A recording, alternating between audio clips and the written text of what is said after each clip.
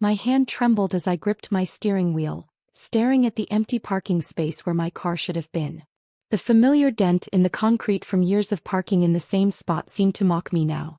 Confused, I pulled out my phone and dialed my mother's number. "Oh, honey." Mom's voice was syrupy sweet, the tone she always used when she knew she'd done something wrong.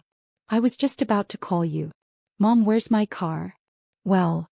She paused, and I could picture her twirling her hair like she always did when she was trying to justify something. "Tommy's wedding is coming up, and you know how expensive these things are. The venue alone is eating up most of our savings." My stomach dropped. "What did you do?" "We sold your car," she said brightly, as if announcing she'd bought me a gift. "Family comes first, sweetie. Tommy needs this money for his perfect day." I stood there stunned. The car I'd bought with 3 years of savings from my first job. The car I still had 6 payments left on. They'd sold it without even asking me. "How could you? That was my car. I'm still making payments on it." "Oh, don't be dramatic." Mom dismissed my concerns with a laugh. "Tommy's wedding is at the Grand Palm Resort. Do you know how expensive that place is? We needed every penny. Besides, you can always buy another car." The Grand Palm Resort. I bit my lip to keep from laughing. If only they knew. "Did you even have the right to sell it?" I asked, trying to keep my voice level. "The title was in my name." "Your father handled all that," she said vaguely. "He has his ways. Now about the wedding. You're still coming, right? Tommy wants everyone there for his special day." Tommy. My perfect older brother who could do no wrong. The golden child who'd spent his entire life being handed everything while I worked for every scrap I got. "When did this happen?" I asked, ignoring her question about the wedding. "Just this morning. The buyer was very eager. Paid cash." She paused. "Honey, I know you're upset, but family comes first. Tommy needs this." Family comes first. Their favorite phrase, but somehow it only worked one way. When I needed help with college tuition, family didn't come first. When I needed a loan to start my business, family didn't come first. But Tommy? Heaven forbid Tommy doesn't get exactly what he wants. "I have to go," I said flatly, hanging up before she could respond. I walked back to my apartment, my mind racing. They had no idea that 5 years ago, when they'd refused to help me start my business, I'd taken that rejection and turned it into fuel. While they bragged about Tommy's middle management job at some corporate office, I'd built something real. Opening my laptop, I pulled up the ownership documents for the Grand Palm Resort chain. There was my name clear as day. CEO and majority owner of one of the most successful luxury hotel chains in the country. I kept it quiet, using a holding company to mask my ownership. Not out of shame, but because I wanted to succeed without my family's interference. And now, by some cosmic joke, Tommy had chosen my flagship resort for his wedding. My phone buzzed again. A text from my father: "Don't make a big deal about the car. Your brother deserves a perfect wedding. Don't ruin this." I smiled, but there was no warmth in it. Opening my email, I typed a quick message to my resort manager. "Please ensure all paperwork for the upcoming Thompson wedding is processed under my personal account.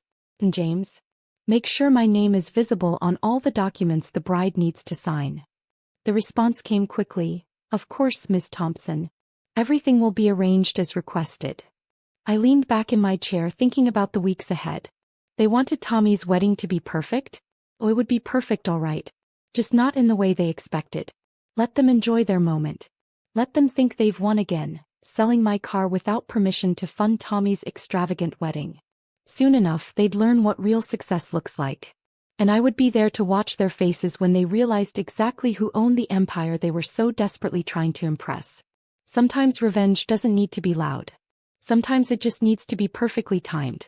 The day of Tommy's wedding arrived, and I dressed carefully in a tailored Chanel suit, classic black, elegant, powerful.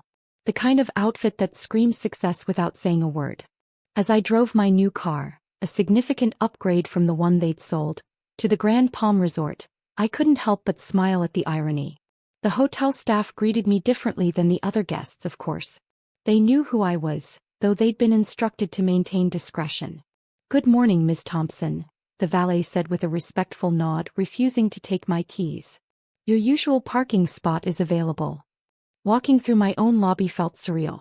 Every detail, from the crystal chandeliers to the marble floors, had been personally selected by me. Now my family was here, thinking they were somehow special for being able to afford one wedding package. There you are. Mom's voice cut through my thoughts. She was wearing an expensive-looking dress, probably bought with my car money. Why aren't you dressed for the wedding party photos? I glanced at her outfit, then at mine. I am dressed. But you're wearing black. This is a wedding, not a funeral. She sighed dramatically. At least try to look happy for your brother. And where's your gift? My gift. If she only knew. Don't worry about my gift, Mom. I've taken care of it. She pursed her lips but was distracted by Tommy's bride, Sarah, rushing over with a panicked expression. Mrs. Thompson. There's a problem with the paperwork. They're saying we need to resign some documents. Mom's face darkened. What? But we've paid for everything. The manager says it's just a formality, Sarah explained, clutching a folder. Something about the ownership changing recently. I stepped forward. I can help with that. Mom waved me off. Honey, this is business stuff. Let me handle it. Actually, I said, taking the folder from Sarah, I think I'm qualified to handle this. Opening the folder, I saw exactly what I expected. The ownership transfer documents clearly showed my name, Alexandra Thompson, as the CEO and owner of the Grand Palm Resort chain. I watched as Sarah's eyes fell on the paperwork, then snapped up to my face. You. She stammered. You're the owner? Yes. I smiled pleasantly. Surprise. The color drained from Mom's face as she grabbed the papers. This is some kind of mistake, she said, but her voice wavered as she read my name over and over. No mistake, I said calmly. I own the entire chain. All 36 resorts across the country. Including this one where you're so proudly hosting Tommy's wedding. But how? Mom's hands were shaking. Remember 5 years ago when I asked for help starting my business? When you and Dad said I wasn't responsible enough, and gave my college fund to Tommy instead. I took the papers back from her trembling hands. Well, I did it anyway. Without you. And now here we are. Sarah was staring at me with a mixture of awe and fear. She'd heard all about me, I'm sure. The unsuccessful daughter, the family disappointment. Now she was realizing none of it was true. Does Tommy know? She whispered. Not yet. I smiled. But I'm sure someone will tell him soon. As if on cue, my father's voice boomed across the lobby. What's going on here? He stopped short when he saw the papers in my hands, his face turning an interesting shade of red. Hello, Dad, I said sweetly. I was just explaining to Mom and Sarah about the resort's ownership. By the way, how much did you get for my car? I hope it was worth it. He opened and closed his mouth several times, looking like a fish out of water. Now listen here, he finally managed. You can't just... Can't what? I interrupted, my voice sharp. Can't own a successful business? Can't be more successful than Tommy? Or can't sell something that wasn't yours to sell? The lobby had gone quiet. Other guests trying not to stare at our family drama unfolding. Speaking of which, I continued, pulling out my phone, I had my lawyer look into that car sale. Interesting thing about forging signatures on title transfers, it's actually a criminal offense. Dad's face went from red to white so fast I thought he might faint. You wouldn't, he whispered. No, I wouldn't, I agreed. Because unlike you, I actually care about family. The car's replacement has already been deducted from your final bill for the wedding. Final bill? Mom squeaked. But we paid in full. I smiled. You paid the standard rate. But there are always additional fees. Premium services, special arrangements, last-minute changes. It's all there in the contract you signed. Sarah was frantically flipping through the papers now, her eyes widening as she saw the numbers. This is highway robbery. Dad exploded. No, I corrected him calmly. This is business. Something you should have taught me instead of dismissing me all these years.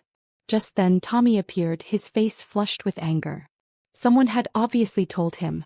Is it true? He demanded. You own this place? Not just this place, I said. The whole chain. Surprised big brother. Still think I'm the family failure. He stepped closer, lowering his voice. You're trying to ruin my wedding. Actually, I'm making it possible, I corrected him. Do you really think Mom and Dad could afford this place on their own? I've been subsidizing your perfect day since you booked it. The preferential rates, the upgraded packages, the complimentary extras, all courtesy of your failure sister. The silence that followed was deafening. Now, I said, straightening my jacket, you have two choices.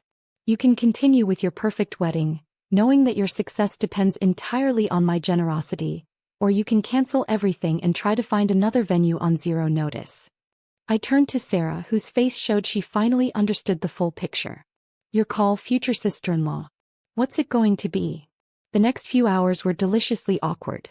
The wedding went ahead, of course it did, they had no choice, but every compliment about the venue, every praise for the service, every wow over the luxurious details felt like a personal victory. During the reception, I sat at my table, sipping champagne and watching my family try to process their new reality. Mom kept glancing at me like she was seeing a stranger. Dad couldn't look at me at all. Tommy alternated between forced smiles and glares in my direction.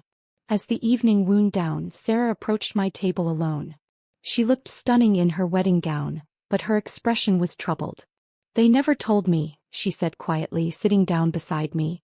About how they treated you, about the car, about any of it. They always just said you were different. I nodded. Family stories often depend on who's telling them. She twisted her wedding ring nervously. I know this is probably too little too late, but I'm sorry. And thank you for letting the wedding go ahead. I'm not them, I said simply. I don't hurt people to make myself feel better. She nodded, understanding. Will you tell me sometime about how you built all this?